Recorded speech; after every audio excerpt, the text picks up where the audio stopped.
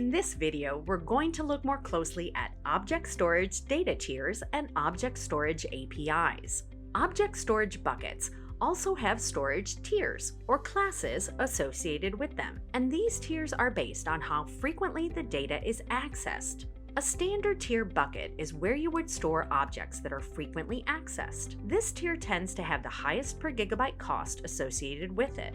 A vault or archive tier is where you might store documents that are only accessed perhaps only once or twice a month or less, and this will be offered at a lower storage cost, whereas there may also be cold vault tier where you would store data that is typically accessed only once or twice a year.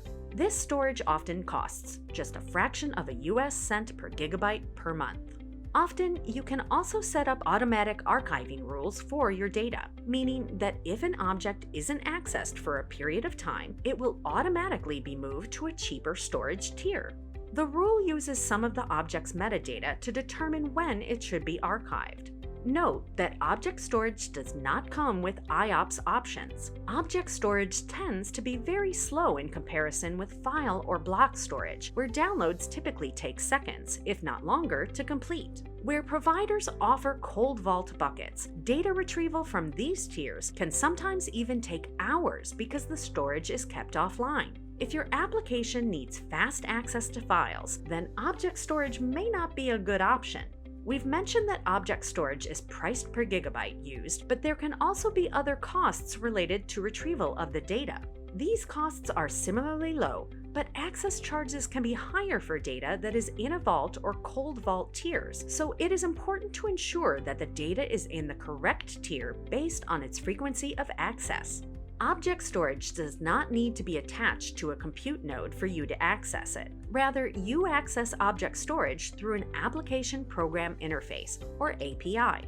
The most common API for object storage is called the S3 API, which is a standard based on the S3 object storage offered by AWS.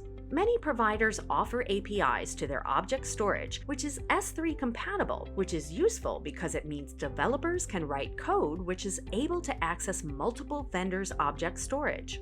The API itself is an HTTP-based RESTful API or RESTful web service. The API call allows applications to manage object storage and buckets as well as put, upload, or get, download objects to and from them. Object storage is not just for new applications, but can be used to meet requirements for existing ones.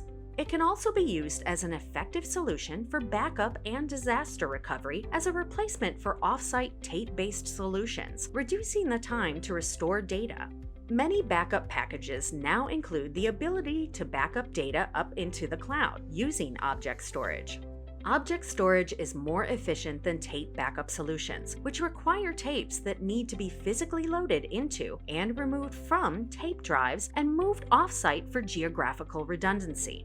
So, to summarize what we have learned in this lesson, object storage has different tiers, with different charges for each. Some are based on the frequency at which the objects inside are accessed. Object storage is priced per gigabyte of storage used per month, plus some charges for data retrieval. Object storage is much cheaper than file or block storage. Object storage is very slow in comparison with file and block storage.